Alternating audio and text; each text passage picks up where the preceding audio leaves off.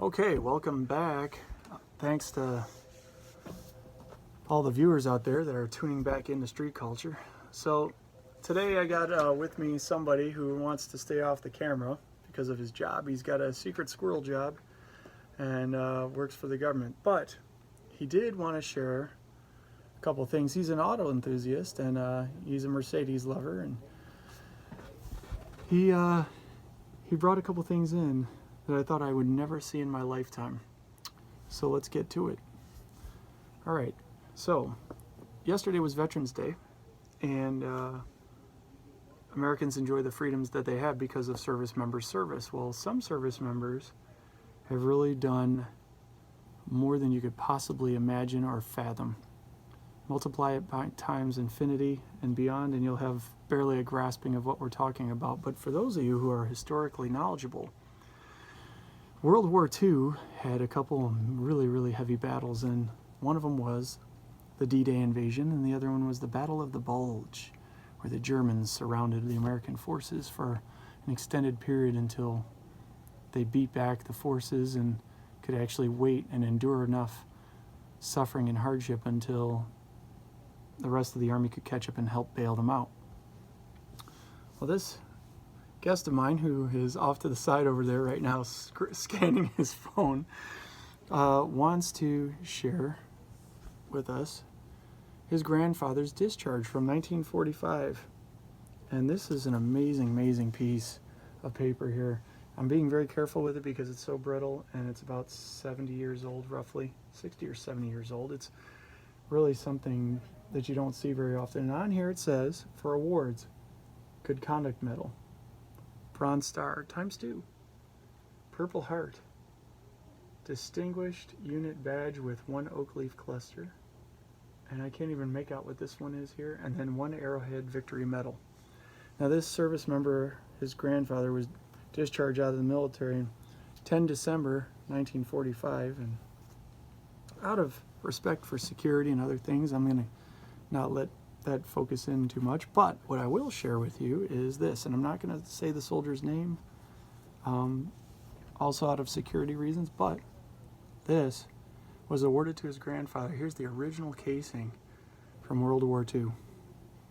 And you just don't see this. I mean, you really don't. And he's never shared this with anybody in his unit. That's correct, right? Ever? And I'm really just shocked as well as privileged to see this. On the back of the medal, you have the name, which I'm not going to say, but it says, and I'm going to see if I can put my finger over it. There you go. It says, here, I'll do this. All right. So here, George. It is Battle of Bastogne back there. This is amazing. Yes, I am, sir. All right. Yep, this is quite amazing, and it comes in this case, and this is the original case, so all the original history is there, from the way it feels, the way it smells, the way it's made. It just, you can really feel the era.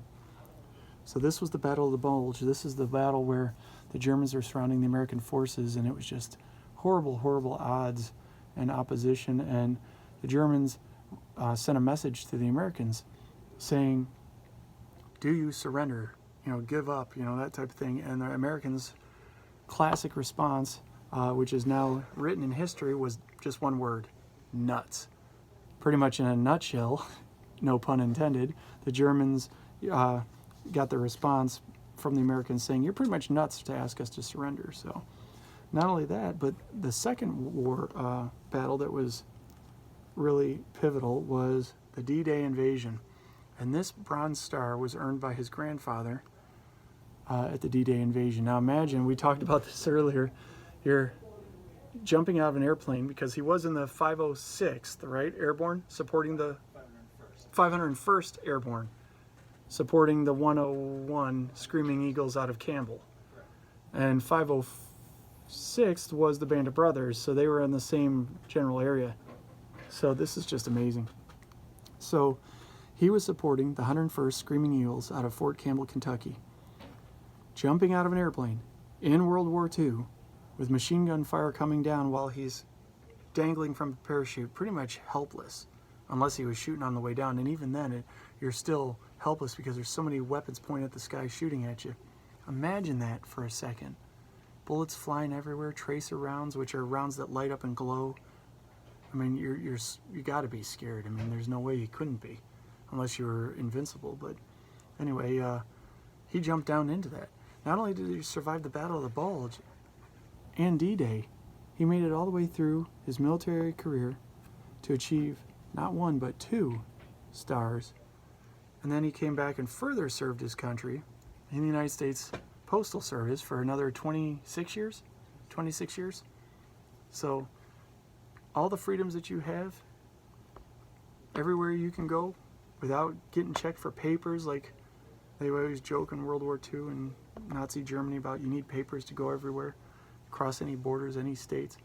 Those freedoms you have, the freedom to go get a hamburger, a freedom to go up to Alaska and see the glaciers, a freedom to go down to Miami, Florida and travel down to the Bahamas. All those freedoms you have today are because of service members like his grandfather and others. Something else he brought here was his grandfather's cap. This is his grandfather's cap he actually wore, and it has the patch on there for the airborne. You don't even see this patch anymore. In fact, you probably can't even find him anymore. And then there was one more. Let me see here. Let's see here. One more patch in here. I think it was... Where's the airborne one? There it is. There it is. So this is the other piece of that. So you have the one on the cap and then the one on the uniform.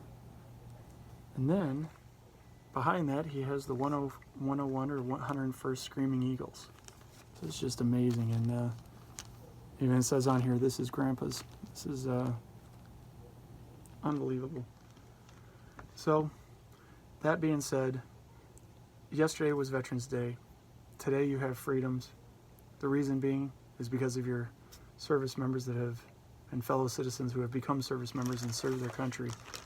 And they do it with dignity, fidelity, and valiantry and gallantry.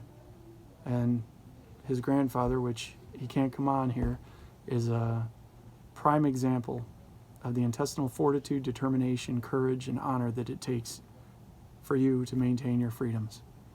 That being said, this is George from StreetCulture.US saying we wish you the best, and we will see you on the free road.